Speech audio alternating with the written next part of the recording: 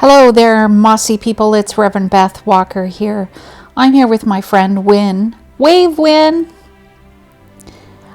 I'm here with Wynn and Gaye Sharpe, and we are going to tell the story of a baby being born surrounded by love. On the first Sunday of Advent, we think about the prophets. Prophets are people who come so close to God, and God comes so close to them that they point the way to what is most important. They point the way to Bethlehem. They didn't know exactly what was going to happen there, but they knew this was the place. Something incredible is going to happen in Bethlehem. On the second Sunday of Advent, we think about the Holy Family. They are on their way to Bethlehem. It's a long journey. Here is Mary and Joseph. It is very hard to walk when you're about to have a baby. Sometimes Mary could not take another step. Then she rode on the donkey. It's hard to ride a donkey when you're about to have a baby. She rode and she walked. Joseph walked with her. Joseph listened to the angel and said yes to looking after Mary. These two must have been the last people coming up the road to Bethlehem that night. On the third Sunday of Advent, we remember the shepherds who were standing in the fields around Bethlehem, caring for their sheep. They were trying to stay awake so the wolves would not come and steal the sheep. Suddenly, there was so much light in the sky that it hurt their eyes. They were afraid. They were terrified. Their hearts were beating so loudly, but they could hear singing, something besides their own hearts. That also scared them until they heard the words of the song. The angels were singing, "Don't be afraid." Angels often say that because it's scary to have a messenger of God come to you. The angels singing sounded something like this: "Don't be afraid. We bring you tidings of great joy, peace on earth, and goodwill to everyone." They said, "A child is born. Go, hurry, run to Bethlehem to see the child who will change everything."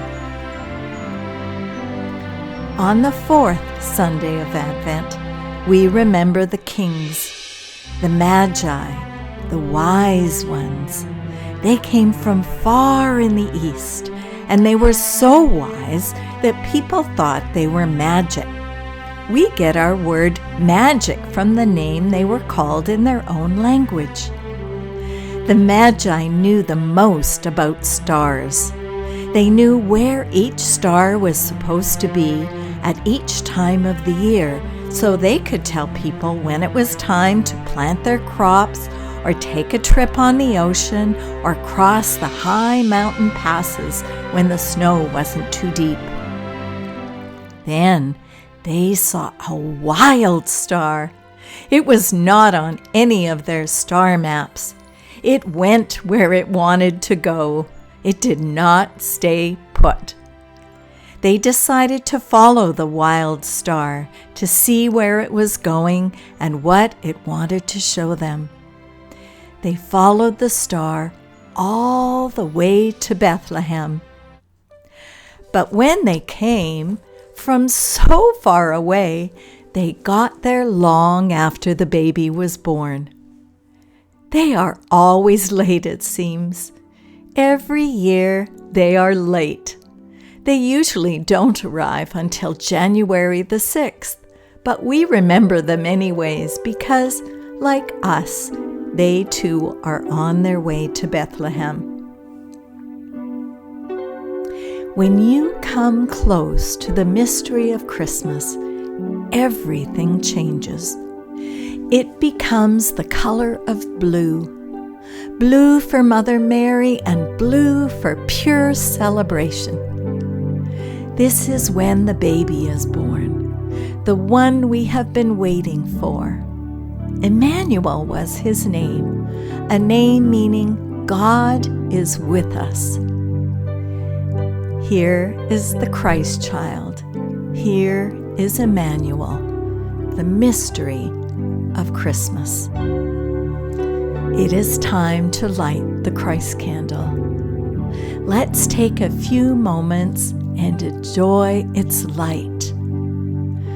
Let's remember the child that was born in a dark place, surrounded by so much love.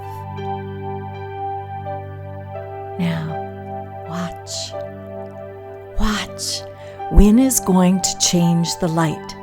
She's not going to put it out. She's going to change it. Look, it's spreading out to fill up the room. As it spreads out, it gets thinner and thinner until you can't see it at all. That doesn't mean that it's not there. It only means that you can't see it. You can still feel the Christmas light. It's filling up the room with the prophets, the Holy Family, the shepherds, and the 3 kings.